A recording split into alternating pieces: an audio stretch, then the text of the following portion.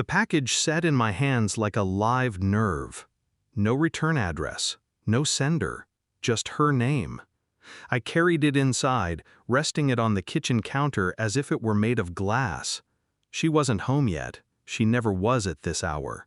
Meetings, late shifts, always some excuse that never required my presence.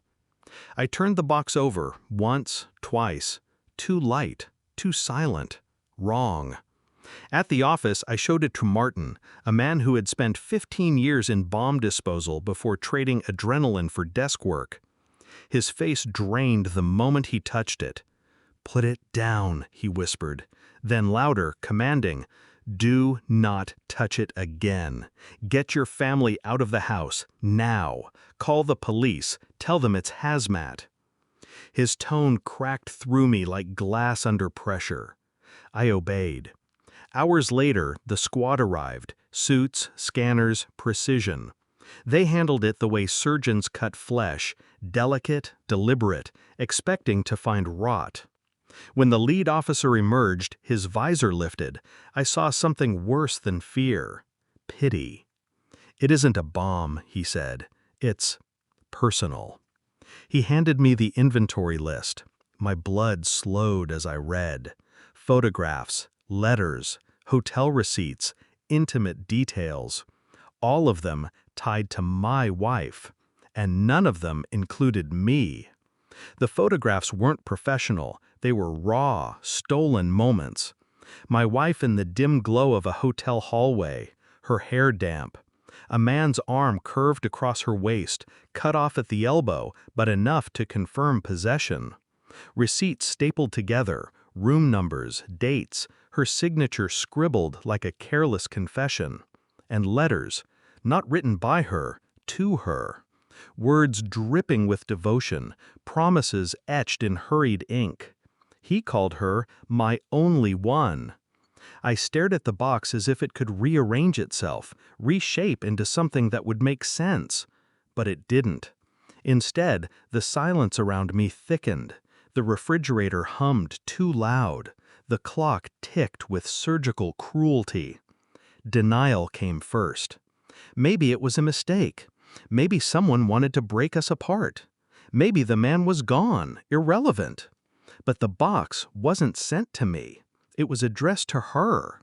It was meant to be received, not intercepted. That detail cut deepest. This wasn't a revelation meant for me. It was her world spilling into mine by accident. And yet, who sent it? Who wanted me to see? I didn't confront her, not yet. Confrontation is for the weak, for the desperate who need answers. I wanted proof. Unshakable, merciless proof. I played the part of the husband still tethered to routine. Dinner conversations, work updates, a kiss goodnight that tasted of foreign cologne. Her phone lay carelessly on the nightstand. Too trusting. I learned the passcode the way you learn a melody, quiet repetition until it sinks into your bones. Messages. Deleted, but not gone. Last night was perfect. Next week, same place. Always signed with a single initial, R. Hotel reservations matched the receipts from the package. She wasn't clever enough to cover all her tracks. Love makes people sloppy. At the office, I ran a DNA test. Quiet, untraceable. Our daughter's hair, plucked gently from her brush. My own swab, clinical and cold. I told myself it was paranoia. But paranoia is just intuition dressed in armor. While I waited, I observed. Patterns revealed themselves. Late meetings, business trips that aligned perfectly with R's calendar, something I uncovered after one discreet search through company directories. He wasn't a stranger. He was her colleague, her boss. The truth wasn't circling me anymore. It was closing in. And I let it. The DNA results arrived in a plain envelope. I opened it at my desk, the world narrowing to black and white text. Probability of paternity, 0%. Not mine. Never mine. I folded the paper once, twice, sliding it into my jacket pocket as if it were nothing more than a receipt. My hand didn't shake. My breath didn't falter. Inside, I was collapsing. Outside, I was stone. That night, she returned home late. Perfume lingered sharp, over-applied. Her laughter too rehearsed, her excuses too casual. I handed her the envelope, said nothing, just placed it in her hands. Her fingers trembled before she even opened it. She knew. She always knew. When her eyes scanned the words, her face drained. She tried to speak, apologies, explanations, lies stacked on lies. I didn't hear them. I watched her mouth move, watched her collapse into herself, watched her realize the stage she had built was on fire. And I remained silent. The next morning I left the package, every photograph, every receipt, every letter on the polished desk of R. His secretary found it first, lips pursed as she carried it inside. I didn't wait for the reaction. I didn't need to. By noon, whispers filled the office halls. By evening, he was summoned by the board.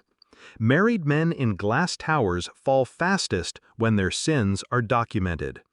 At home, she waited for me, red-eyed, desperate. "Please, we can fix this." I looked at her, truly looked at her, the woman who had built a family on deception. "You already fixed it," I said quietly. "You gave him everything I never had." Her face broke. Mine didn't. I moved through the house like a guest, collecting what little belonged to me. A few clothes, documents, nothing sentimental. She begged. She reached for me. She even tried to weaponize our daughter, a child I now knew was never mine. But her words slid off me like rain on stone. I left the key on the counter, beside the silent refrigerator, beside the echo of a life that was never real. Outside, the air was sharp, clean. For the first time in years, I could breathe without choking on someone else's lies. I didn't look back, and I never would. She buried herself in lies. My only revenge was leaving her there to suffocate alone.